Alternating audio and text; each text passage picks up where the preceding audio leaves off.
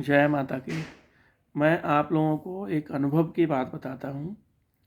बहुत सारे घरों में वास्तु देखने के बाद, बहुत सारी जन्म पत्रियाँ लोगों को देखने के बाद इस तरह का अनुभव बहुत बार होता है कि जिन घरों में किसी तरह की मूर्तियाँ स्थापित हैं या घर के अंदर मंदिर हैं, उन घरों में शुक्र ग्रह जो है वो पूरी तरह से कमज़ोर हो जाता है या नष्ट हो जाता है। उस घर में शादी से संबंधित समस्याएं बहुत आती हैं और बहुत तरह की समस्याएं, अलग अलग तरह की समस्याएं जो हैं आती हैं। तो मुझे ऐसा अनुभव हुआ कि अगर हम अपने घर में किसी तरह का मंदिर स्थापित करते हैं तो उससे जो आने वाली पॉजिटिव एनर्जी है, पॉजिटिव ऊर्जा है, वो बृहस्पति की ऊर्जा होती है। तो वो बृहस्पति की ऊर्जा जो है कहीं ना कहीं शुक्र ग्रह की खराबी पैदा करती है।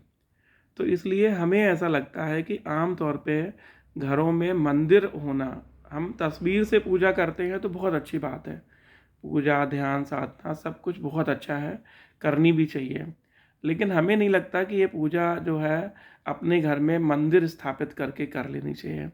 ऐसे दो तीन केसेस हमारे सामने आए हैं जिनमें व्यक्ति ने भगवान का सहारा लिया, ध्यान साधना की, बहुत उन्नति कर गए, बहुत आगे बढ़ गए। तो वो क्या, इमोशनल होके उन्होंने अपने घर में बहुत बड़ा मंदिर बनवा दिया।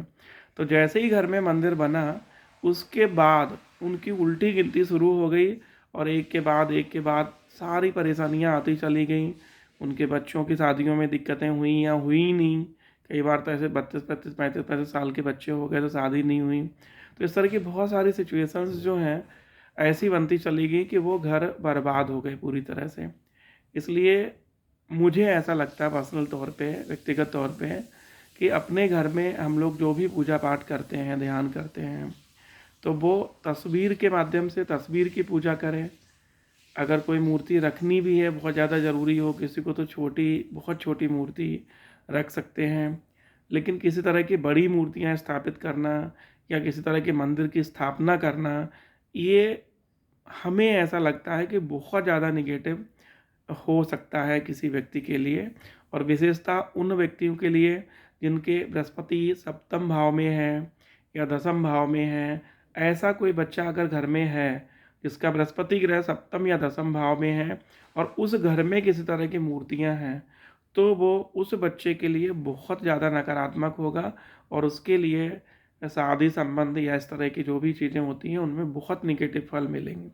एक अभी करंट में ही हमने घर देखा था, तो उसमें घर में ही हनुमान जी की मूर्ति स्थापित थी, मंदिर बना रखा था और हनुमान जी की मूर्ति स्थापित थी।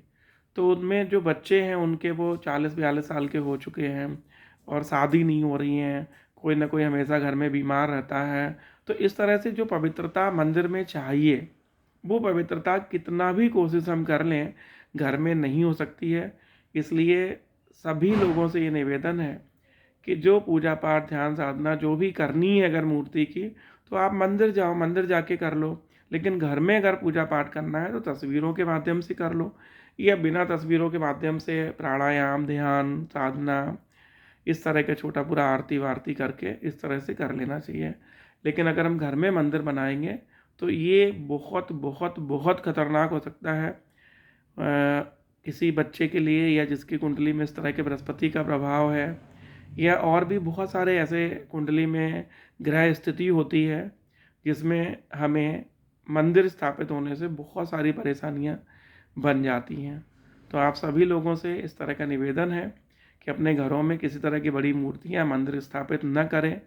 अगर किसी के यहाँ हैं तो ये देख लो कि उस घर में कोई ऐसा बच्चा तो नहीं है जिसका बृहस्पति सप्तम या दसम भाव में है, तो उनको और कहीं स्थापित करवा दें, उनको उचित जगह दे दें।